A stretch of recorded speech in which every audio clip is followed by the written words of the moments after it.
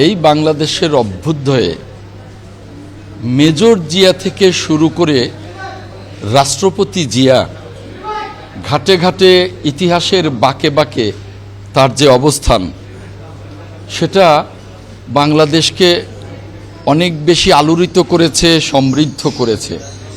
সেই রাষ্ট্রপতি জিয়াউর রহমানের স্মৃতি রক্ষার্থেই এই স্মৃতি জাদুঘর।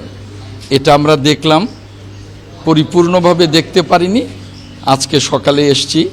আমার পাশে আছেন মুক্তিযুদ্ধ মন্ত্রণালয়ের মাননীয় প্রতিমন্ত্রী ইশরাক হোসেন, আমার ডান পাশে এই চিটংয়ের কৃতি সন্তান মাননীয় সংসদ সদস্য জনাব এরশাদুল্লাহ সাহেব, আমার বাম পাশে চিটং দক্ষিণের আহ্বায়ক সাবেক উপজেলা চেয়ারম্যান জনাব ইদ্রিস মিয়া সাহেব আছেন এবং জেলা প্রশাসক সাহেব আছেন, আমার মন্ত্রণালয়ের সচিব সাহেব আছেন, অতিরিক্ত সচিব আছেন, আর অন্যান্য কর্মকর্তারা আছেন। আমরা এটা দেখলাম, এসে শুনলাম যে এর অনেকগুলো রুম আমরা দেখেছি খালি, কারণ এটা রেনোভেশন হচ্ছে। এটাকে সুন্দর করে রেনোভেট করে শহীদ রাষ্ট্রপতি জিয়াউর রহমানের স্মৃতি বিজড়িত জিনিসগুলোকে সংরক্ষণ করা হবে। আমরা আজকে এর পরে যাব যে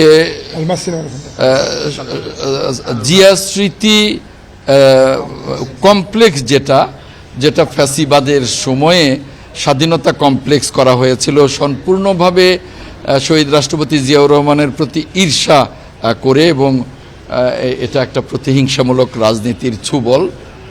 আমরা সেই সাবেক জিয়া স্মৃতি কমপ্লেক্স, ইনশাল্লাহ ভবিষ্যতে জিয়া স্মৃতি কমপ্লেক্স আমরা নতুন করে করব, সেইটা আমরা পরিদর্শন করব, আরও কিছু স্থাপনা পরিদর্শন করব।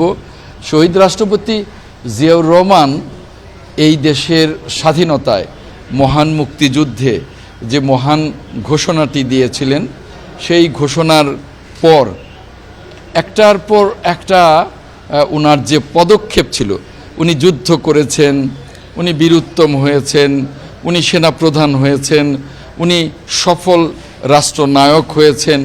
বাংলাদেশের সমৃদ্ধির জন্যে উনি বাংলাদেশের চিত্রটাকেই একসময় পাল্টে ফেলেছিলেন, যদিও ফ্যাসিবাদ এসে বারবার সেটাকে ভুলণ্ঠিত করেছে। আমরা সেই শহীদ রাষ্ট্রপতি জিয়াউর রহমানকে শ্রদ্ধার সাথে স্মরণ করি এবং তার স্মৃতিগুলোকে সংরক্ষণের জন্যে মুক্তিযোদ্ধা মন্ত্রণালয় সব কিছু করবে ইনশাআল্লাহ।